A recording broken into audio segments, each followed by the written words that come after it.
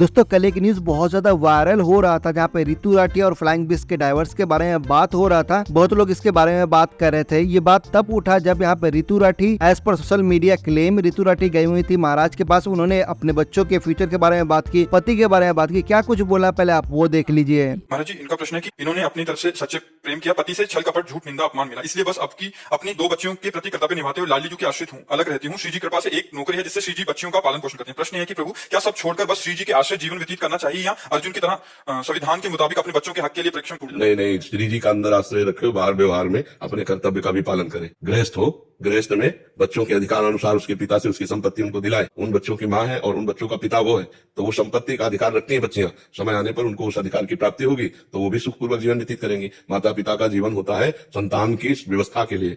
किसका प्रश्न है, तो आप समझ पा रहे हैं? नहीं कह रहे अंदर से कहीं आश्रय ना छूट जाए इन सब करते। अंदर से आश्रय भगवान का रखिए, बाहर से प्रयत्न कीजिए। आपको ऐसा कुछ लड़ना झगड़ना तो है नहीं। अगर बच्चे थोड़ा सा आने हो तो उनको उनके पिता के हक को दिला दीजिए, क्योंकि आपके पास इतने सामर्थ्य तो दिखाई नहीं दे रही, तो उनके पिता के पास तो संपत्ति होगी ही ना। प्रभु मैं मेरी नौकरी है, नौकरी के उससे पाल सकती हूँ बच्चों को, तो अच्छे पैसे मिलते हैं। बस इसमें ये दिक्कत है प्रभु की नौकरी मेरी भी जिंदगी भर नहीं रही।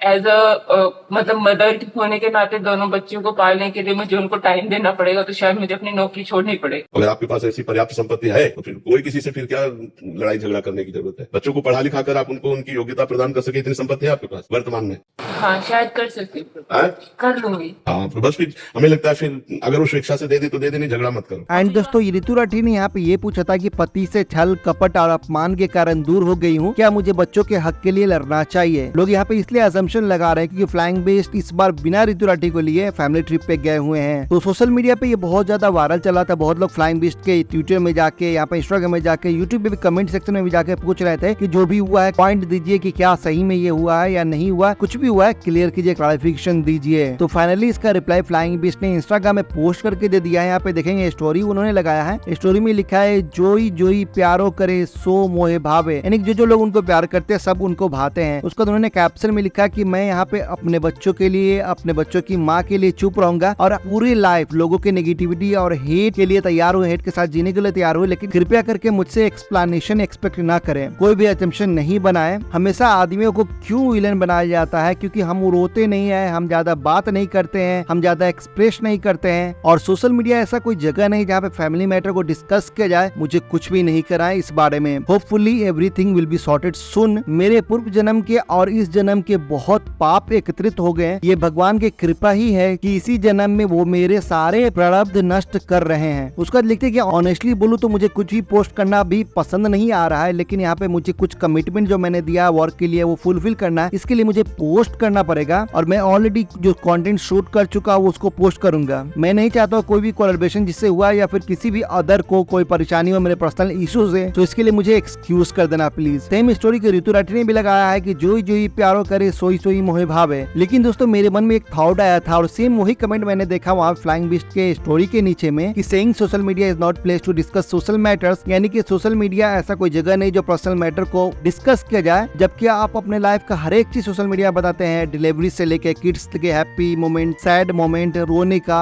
हंसने का, हर कुछ आप सोशल मीडिया पर शेयर करते हो, लेकिन ये चीज आप सोशल मीडिया पे शेयर नहीं कर रहे हो। ऐसा एक कमेंट है तो मैं आपको स्क्रीनशॉट लगा दे रहा हूँ। तो दोस्तों इस मैटर पे आपका क्या कहना है प्लीज कमेंट करके जरूर बताना।